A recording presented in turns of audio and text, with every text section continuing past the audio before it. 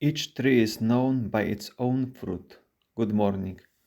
Welcome to a short biblical reflection on the Gospel according to Luke chapter 6, verses 39 up to 45. Our text today is built on a comparison on contrasts. Therefore, I use the different colors to show those words, the terms which are in relation. Following the first question, can a blind person guide a blind person? Then comes the first comparison between a disciple and the teacher. But once the disciple is trained, then he becomes also a teacher for others. Then comes the second comparison between the splinter and the log in the eyes of somebody. This comparison keeps and continues the same educational line from the preceding comparison between the disciple and the teacher. Now we can also explain this comparison about the splinter and the log from the psychological point of view, because it is called as so-called projection. The problems which are in ourselves, we do not want to see them, or we minimize them, why we enlarge them in others. So we project them in others. Even if they are small in others, we enlarge them.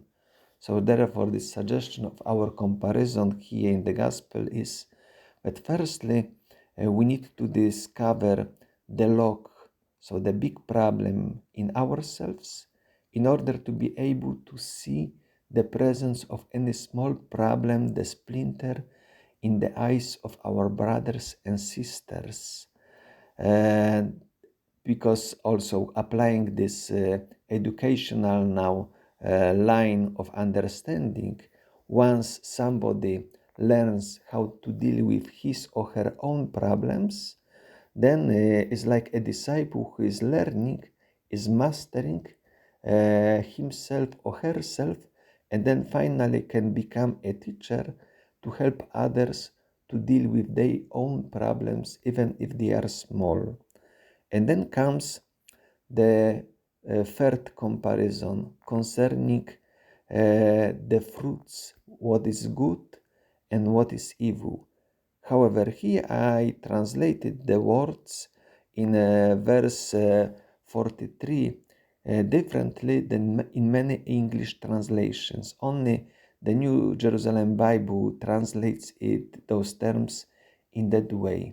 For no sound tree bears rotten fruit, nor again does a rotten tree bear sound fruit.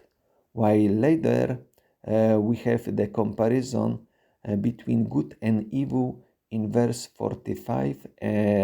We read, the good person out of the good treasure of the heart produces good, and the evil person out of evil produces evil. I translated it differently because, in fact, in Greek there are different terms. When it comes to the first term translated in both lines, 43 and 45, as good, in Greek we have two terms.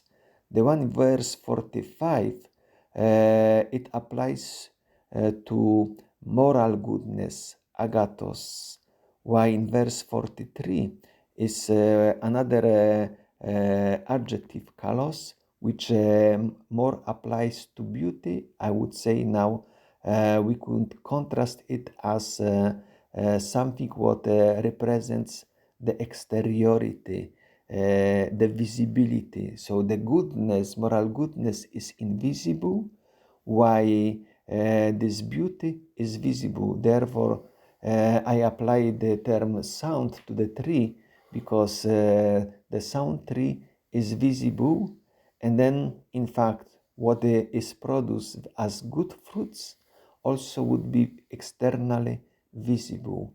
The same also the contrast, the opposite, the rotten fruit and the rotten tree in relation to evil, because also the Greek word which is in those two lines, they are two different Greek adjectives.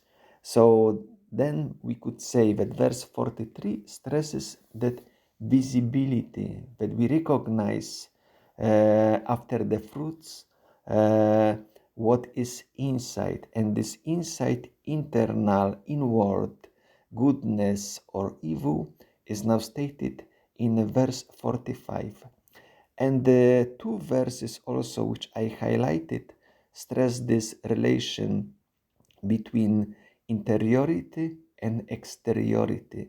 Verse 44 expresses it at the beginning. For each tree is known by its own fruit. So the internal soundness on being rotten, consequently being good or evil, is visible by the fruits. And the other parallel statement, for out of the abundance of the heart, his mouth speaks.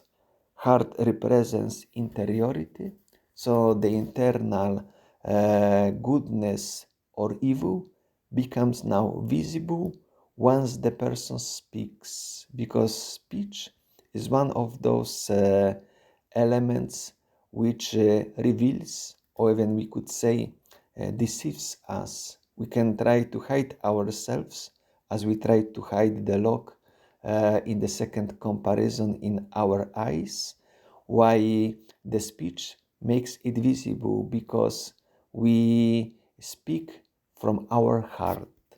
I would like to wish you a nice day, a nice reflection on this reading.